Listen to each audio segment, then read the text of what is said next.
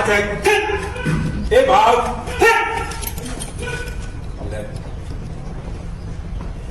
روح